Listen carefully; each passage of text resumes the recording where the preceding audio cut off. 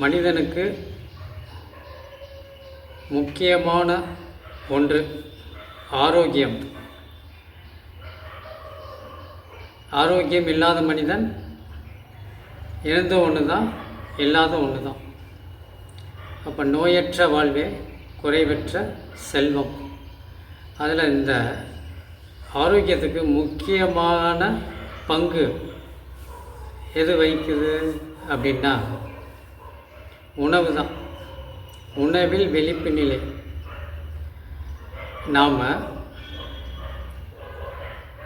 கடமையை செய்கிறோம், எல்லா கடமையும் செய்து கொண்டே வரோம். ஆனாலும் உடலில் நோய் வருது, பிரச்சனை வருது, மனதிலேயே நோய் வருது, மன அழுத்தம் கூடுது. இது எல்லாத்துக்கும் முதல் காரணம் உணவு தான். எப்படி நாம் முதல்ல கவனம் செலுத்த வேண்டியது உணவில் தான். நாம் தாய் தந்தை, உங்களுடைய தாய் தந்தை என்ன மாதிரி உணவுகளை நமக்கு ஊட்டி வளர்த்தாங்களோ அந்த உணவு அவங்களுடைய தாய்ப்பாலை குடித்து நம்ம வந்திருக்கோம் அப்படின்னா அந்த உடல் தன்மை உங்களுடைய தாய் தந்தை எந்த உணவுகளை சாப்பிட்டு வந்தாங்களோ அந்த தன்மை தான் இந்த உடல் இருக்கும். அதை நம்ம நினைவில் வச்சுக்கணும். என்ன உணவுகளை சாப்பிட்டு என்ன வளர்த்தாங்களோ அந்த தன்மை தான், அந்த உணவு தன்மை தான் இந்த உடல். நம்ம அதில் விழிப்பு நிலையில் இருக்கணும். இப்போ ஒருத்தர் வெஜிடேரியன், அவங்க தாய் தந்தை வெஜிடேரியனாக சாப்பிட்டு வந்திருப்பாங்க, குழந்தைய வளர்த்துருப்பாங்க. அவங்க தாய்ப்பால் வெஜிடேரியன் தாய்ப்பால். அப்போ அந்த குழந்தைய திடீர்னு நாம் அந்த மனிதனுக்கு ஒரு நான்வெஜ் உணவை கொடுத்து பழக்கணுன்னா உடம்பு ஏற்றுக்கொள்ளாது. இந்த நிலையை புரிஞ்சுக்கணும். அப்போ அவங்கவுங்க உடல் வேறு வேறு, அவங்க எப்படி வளர்ந்தாங்களோ அந்த நிலையை புரிஞ்சுக்கணும். அப்போ அந்த உணவுலேருந்து உடனே மாறணுன்னா ரொம்ப கஷ்டம். உடனே மாற முடியாது. ஏன்னா ஒருத்தர் வெஜிடேரியன் நான் வெஜிடேரியனாக மாறுறாருன்னு வச்சுக்குவோம். அந்த உடம்பு ஏற்றுக்கணும். இல்லை ஒரு நான் வெஜிடேரியன் சாப்பிட்டு வந்தவர் ஒரு வெஜிடேரியனுக்கு மாறுறாருன்னா உடனே மாற முடியாது. அந்த உணவை இந்த உடம்பை ஏற்றுக்கொள்ளணும். அதுக்கு கொஞ்ச நாள் பிடிக்கும்.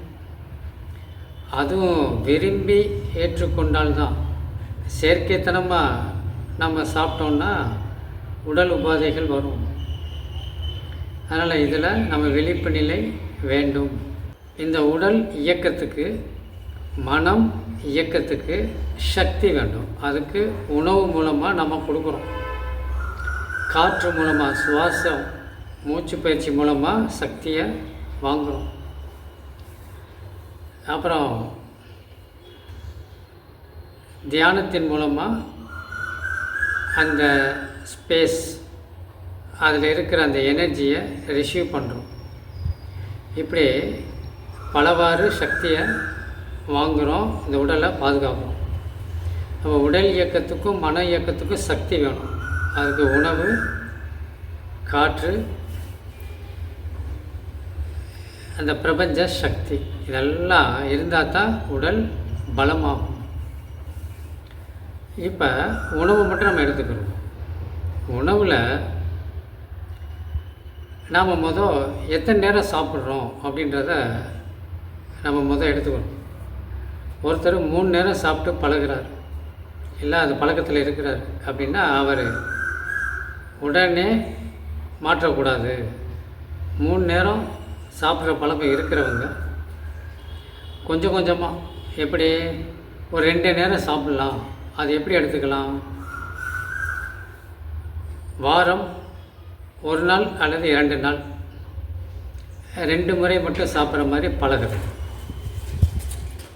2 முறை எப்படி எடுத்துக்கலாம்? இப்போ காலையில் ஒரு 10 மணிக்கு சாப்பிட்றோன்னா மாலை ஒரு 5 மணி நல்ல லாங் இடைவெளி, ஒரு லாங் கேப் விட்டு சாப்பிட்டோம்னா டைஜஷன் சரியாக நடக்கும். அடுத்து பசி எடுக்கும். அப்புறம் நம்ம 5:30க்கு சாப்பிடலாம். திருப்பி இரவு உணவு தேவைப்படாது. இரவு தண்ணியை மட்டும் குடிச்சிட்டு படுத்துடலாம். இது பழக்கத்துக்கு வரணும். வாரம் 1 நாள் அல்லது 2 நாள் இப்படி எடுத்துகிட்டு மற்ற நாள் எப்பயும் போல் 3 நேரம் சாப்பிடணும். பழக்கத்துக்கு வரணும். எடுத்தோன்னே நம்ம திடீர்னு 2 நேரம் சாப்பிட போகிறேன் அப்படி முடிவு எடுக்கக்கூடாது. ஏன்னா இந்த உடல் எந்த மாதிரி பழகி இருக்குது அதுக்கு தகுந்தாப்புல தான் நம்ம மாற்றணும். உடனே மாற்றிடக்கூடாது. அதில் நம்ம விழிப்பு நிலையில் இருக்கணும். 3 நேரம் உணவு சாப்பிட்ற பழக்கம் உள்ளவர்கள் 2 நேரத்துக்கு மாறுறதுக்கு பழகணும். ஏன் சார் 2 நேரம் மாறணும்? கேள்வி எழலாம். இப்போ உடலுக்கு நல்ல உழைப்பு இருக்குதுன்னு வச்சுக்குவோம். அதாவது உடல் உழைப்பு இருக்கிறவங்க 3 நேரம் சாப்பிட்டா அது சரி ஆகிடும். உடல் உழைப்பு குறைவாக இருக்கிறவங்க 2 நேரம் சாப்பிட்டுக்கலாம். மீதி இருக்கிற இடைவெளியில் பழச்சாறு குடிச்சிக்கலாம். அப்போ உடல் இயக்கம் மன இயக்கம் சமநிலையில் இருக்கும்.